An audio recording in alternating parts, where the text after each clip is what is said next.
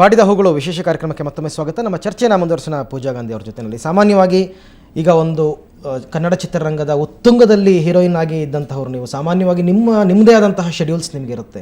ಒಂದು ಕಡೆ ಅದು ಈಗ ರೀಸೆಂಟಾಗಿ ನೀವು ಪಾಲಿಟಿಕ್ಸ್ ಜಾಯ್ನ್ ಆಗಿರ್ತಕ್ಕಂಥದ್ದು. ಆ್ಯಕ್ಚುಲಿ ನೀವು ಮಾಡ್ತಾ ಇರ್ತಕ್ಕಂಥ ಈ ಸಮಾಜ ಸೇವೆ, ಸಮಾಜಮುಖಿಯಾದಂತಹ ಸೇವೆ, ಅದು ನಿಜಕ್ಕೂ ಶ್ಲಾಘನೀಯವಾದದ್ದು. ನಿಮ್ಮ ವಿಷನ್ ಏನು ಆ್ಯಕ್ಚುಲಿ? ನಾನು ಫಸ್ಟ್ ಆಫ್ ಆಲ್ ಹೇಳೋಕೆ ಇಷ್ಟಪಡ್ತೀನಿ, ಅಭಿನೇತ್ರಿ ನಾನು, ಅದು ನನ್ನ ಪ್ರೊಫೆಷನು, ಇದು ನನ್ನ passion, public concern. It is my as a citizen ನಾನು ಜನಗೋಸ್ಕರ ಏನು ಕೆಲಸ ಮಾಡ್ತಾ ಇದ್ದೀನಿ, ಆ್ಯಸ್ ಅ ಸೆಲೆಬ್ರಿಟಿ ನಾನು ಜನಗೋಸ್ಕರ ಏನು ಕೆಲಸ ಮಾಡಿದ್ದೀನಿ ಅಂತ ಅದು ಮುಖ್ಯ. ಒಂದು ಆ್ಯಕ್ಟ್ರೆಸ್ ಆಗಿದ್ದೀನಿ, ಅದು ಬೇರೆ. ಇಟ್ ಈಸ್ ಮೈ ಪ್ರೊಫೆಷನ್, ಅದು work. This is the real Pooja. ಏನಂದರೆ ನಾವು ಲೈಫಲ್ಲಿ ಒಳ್ಳೆ ಕೆಲಸ ಯಾರಾದ್ರೂ ಮಾಡಿಲ್ಲ ಅಂದರೆ ಯಾರಾದ್ರಿಗೋಸ್ಕರ ಅಂದರೆ ನಮ್ಮ ಲೈಫ್ ಏನು ಅಂತ ನನ್ನ ಪ್ರಕಾರ, ನನ್ನ ಮೈಂಡ್ ಸೆಟ್ ಇದು.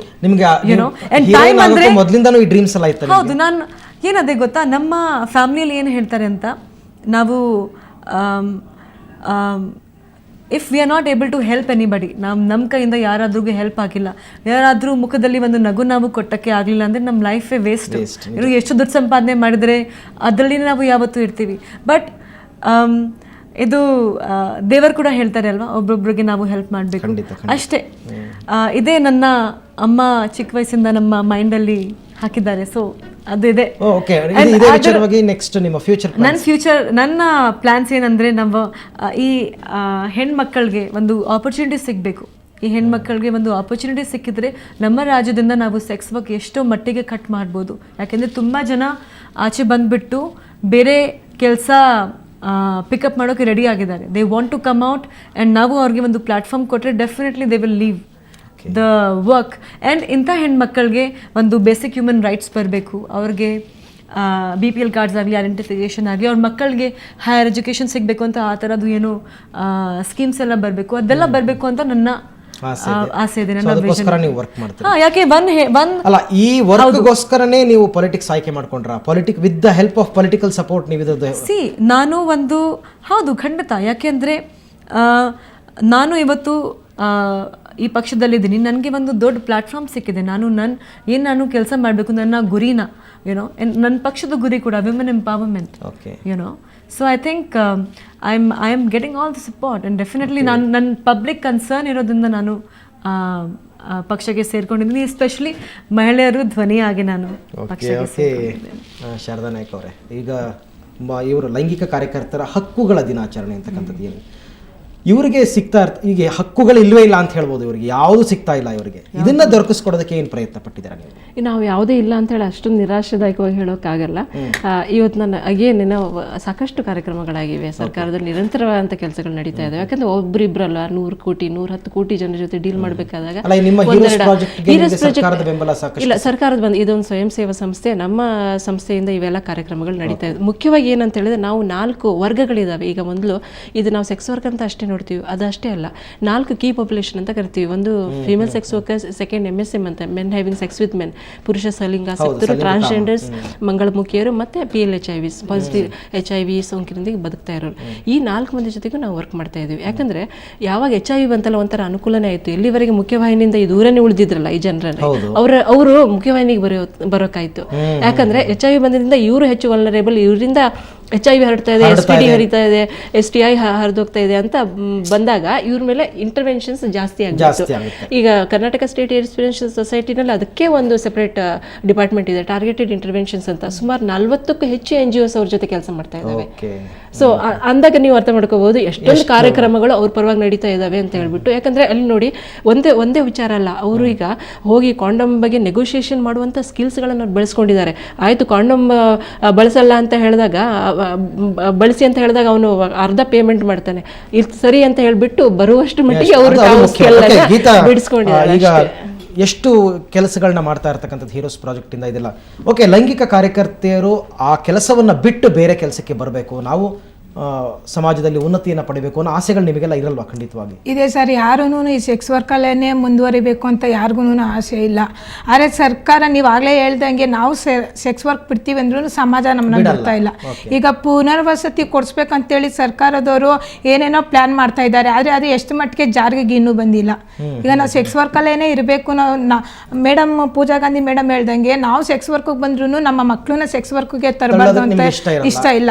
ನಮ್ಮ ಮಕ್ಳಿಗೂ ಒಂದು ಓದಿಸಿ ಅವ್ರಿಗೆ ಒಳ್ಳೆ ವಿದ್ಯಾವಂತರ ಮಾಡಬೇಕು, ಒಂದು ಡಾಕ್ಟ್ರೋ ಇಂಜಿನಿಯರ್ ಮಾಡಬೇಕಂತ ಕೆಲವೊಂದು ಸೆಕ್ಸ್ ವರ್ಕರ್ ಮಹಿಳೆಯರಿಗೆ ತುಂಬಾ ಆಸೆ ಇರುತ್ತೆ. ಆದರೆ ಸರ್ಕಾರ ಅದಕ್ಕೆ ಅವಕಾಶ ಕೊಡ್ತಲ್ಲ. ಈಗ ಯಾಕಂದರೆ ಸೆಕ್ಸ್ ವರ್ಕರ್ ನಮ್ಮ ಮಹಿಳೆಯರಲ್ಲಿ ಸುಮಾರು ಈಗ ನಾವು ಸಂಘ ಸಂಸ್ಥೆಗಳು ಹೇಳ್ದಂಗೆ ಮೇಡಮು, ನಮ್ಮದು ಒಂದು ಕರ್ನಾಟಕ ಸೆಕ್ಸ್ ವರ್ಕರ್ ಯೂನಿಯನ್ ಅಂತ ಯೂನಿಯನ್ ಕಟ್ಟಿದ್ದೀವಿ.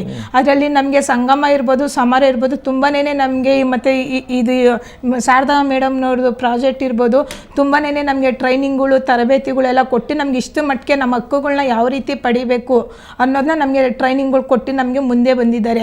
ಆದರೆ ಸರ್ಕಾರ ಮಾಡ್ತೀನಿ ಅಂತ ಹೇಳ್ತಿದ್ದಾರೆ, ಸರ್ಕಾರ ಇದುವರೆಗೂ ಮುಂದೆ ಬಂದಿಲ್ಲ ನಮಗೆ. ಅದಕ್ಕೋಸ್ಕರ ನಮಗೆ ಈಗಲೂ ನಮ್ಮ ಸೆಕ್ಸ್ ವರ್ಕರ್ ಮಹಿಳೆಯರ ಕೆಲವರು ಈಗ ಸೆಕ್ಸ್ ವರ್ಕ್ ಬಿಟ್ಟು ಬೇರೆ ಏನಾದರೂ ಕೆಲಸ ಸರ್ಕಾರದಿಂದ ಇರ್ಬೋದು, ಬೇರೆ ಏನಾದರೂ ಕೆಲಸ ಕೊಡ್ತೀವಿ ಅಂತ ಅಂದರೆ ಖಂಡಿತ ಈ ಸೆಕ್ಸ್ ವರ್ಕರ್ ಬಿಟ್ಟು ಬರೋ ಅಂಥವ್ರು ಎಷ್ಟೋ ಜನ ಇದ್ದಾರೆ. ಆದರೆ ಇವಾಗ ಸರ್ಕಾರದಿಂದ ಪುನರ್ವಸತಿ ಮಾಡ್ತೀನಿ ಅಂತಾರೆ. ಏನು ಬುಟ್ಟಿ ಎಣಿ, ಹೂವು ಮಾಡು, ಕ್ಯಾಂಡ್ಲು ಮಾಡು,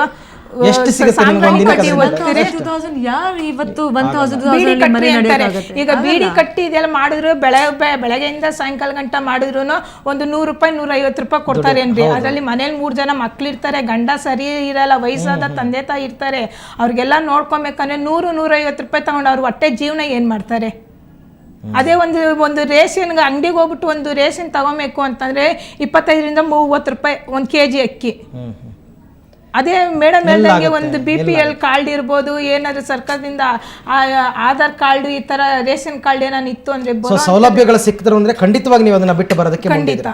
ಓಕೆ ಪೂಜಾ, ನಿಮ್ಮ ದೃಷ್ಟಿಯಲ್ಲಿ what should us government do ಅಂತ, ಸರ್ಕಾರದ ಪಾತ್ರ ಏನಾಗಬೇಕು? ನಾನು ಒಂದು ಮಾತಾಡೋಕೆ ಇಷ್ಟಪಡ್ತೀನಿ ಅಂದರೆ ಅವ್ರಿಗೆ ಅವ್ರ ಹಕ್ಕುಗಳನ್ನು ಫಸ್ಟ್ ಸಿಗಬೇಕು. ಅವ್ರಿಗೆ ಒಂದು ಐಡೆಂಟಿಫಿಕೇಶನ್, ಅವರು ಕೂಡ because even they are the society, no they are also a part of the Indian population. But they are not a part of society ಅಂತಾನೆ ಎಲ್ಲ ಹೇಳೋದು, ಯಾರು ಒಪ್ಕೊಳ್ಳೋದಕ್ಕೆ ಇಷ್ಟಪಡಲ್ಲ. ನೋ, ಸೊಸೈಟಿ ನಾವೇ ಸೊಸೈಟಿ ಅಲ್ವಾ, ನಾವು ಸೊಸೈಟಿ ಅಲ್ವಾ, they are a part of our society. Use ಮಾಡ್ಕೋತಾರೆ. ಹೌದು, ಮತ್ತೆ ಅವ್ರಿಗೆ ಹಕ್ಕುಗಳ ಸಿಗ್ಬೇಕಲ್ವಾ ಸರ್. ಮತ್ತೆ ಇನ್ನೊಂದು, ನಾವು ಸರ್ಕಾರದ ಹತ್ರ ನಾವೇನು ಭಿಕ್ಷೆ ಹೋಗಿ ಕೇಳ್ತಾ ಇಲ್ಲ, ಸಾಮಾನ್ಯ ಜನಕ್ಕೆ ಏನು ಸೌಲಭ್ಯಗಳು ಕೊಡ್ತಾ ಇದ್ದಾರೋ, ಮೂಲಭೂತ ಹಕ್ಕುಗಳು ಕೊಡ್ತಾರೆ, ಅದೇ ಹಕ್ಕನ್ನ ನಮಗೆ ಕೊಡ್ರಿ ಅಂತ ನಾವು ಕೇಳ್ತಾ ಇದ್ದೀವಿ. ನಾಗರಿಕರು ಅಂತ ಪರಿಗಣಿಸಿ, ಮುಖ್ಯವಾಗಿ ನಮ್ಮನ್ನು ಒಂದು ಮನುಷ್ಯರು ಅಂತ ಇದು ಮಾಡ್ಲಿ. ಓಕೆ ಪೂಜಾ, ಆಮೇಲೆ ಇನ್ನೊಂದು ಏನಂದ್ರೆ, ನೀವು ನೋಡಿ ಇಷ್ಟೊಂದು ಫ್ಯಾಮಿಲೀಸು, ಇಷ್ಟೊಂದು ಹೆಣ್ಮಕ್ಳಿದ್ದಾರೆ, ಅವ್ರ ಮಕ್ಕಳು ಕೂಡ even one woman is not a victim, her entire family is a victim. Sure. You know, her family is a victim.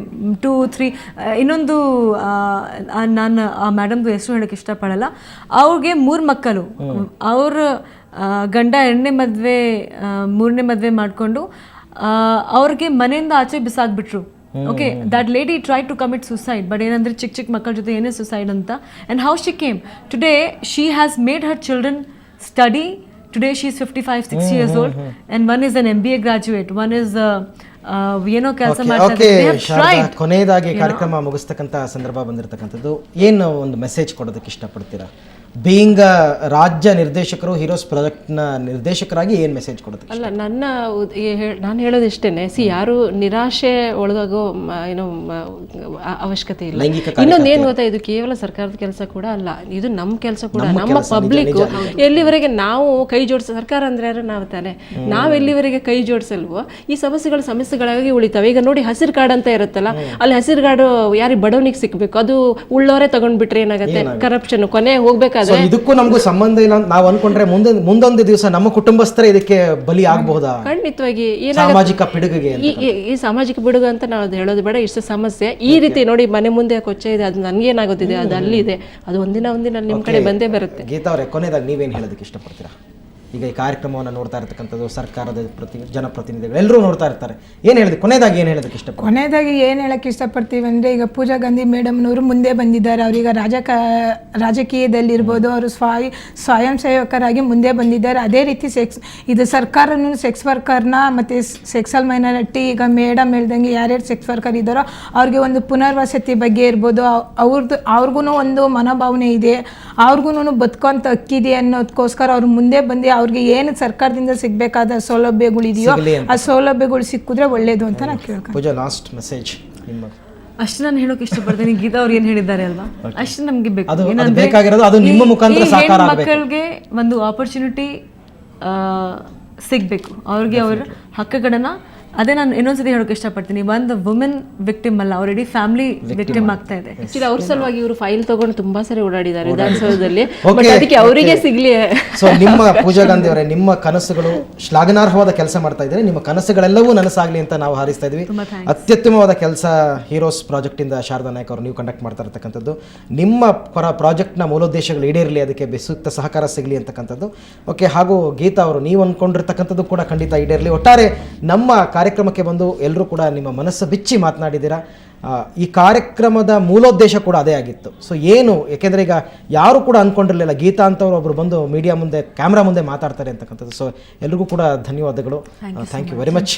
So ಬಾಡಿದ ಹೂಗಳು ಅಂತ ನಾವು ಯಾಕೆ ಈ ಪ್ರೋಗ್ರಾಮ್ಗೆ ಟೈಟಲ್ ಕೊಟ್ವಿ ಅಂತಂದರೆ, ಇವರ ಸ್ಥಿತಿ ಸದ್ಯದಲ್ಲಿ ಅಂದರೆ 100ರಲ್ಲಿ 20 ಕಾರ್ಯಕರ್ತೆಯರ ಸ್ಥಿತಿ ಸುಧಾರಿಸಿರ್ಬೋದು, ಆದರೆ ಇನ್ನೂ 80 ಜನ ಕಾರ್ಯಕರ್ತೆಯರ ಸ್ಥಿತಿ ಸುಧಾರಣೆ ಆಗಬೇಕಾಗಿದೆ.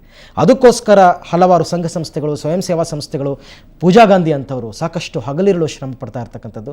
ಅವರಿಗೆ ನಮ್ಮ ಬೆಂಬಲವನ್ನು ವ್ಯಕ್ತಪಡಿಸುವ ಮುಖಾಂತರ ನಾವು ಕೂಡ ನಿಮ್ಮ ಜೊತೆಗೆ ಇದ್ದೀವಿ ಅಂತ ಹೇಳೋ ಮುಖಾಂತರ ಮಾಧ್ಯಮದ ಪಾತ್ರ ಎಷ್ಟು ಅಂತಕ್ಕಂಥದ್ದನ್ನು ಈ ಕಾರ್ಯಕ್ರಮದ ಮುಖಾಂತರ ನಾವು ತೋರಿಸ್ಕೊಡ್ತಾ ಇದ್ದೀವಿ.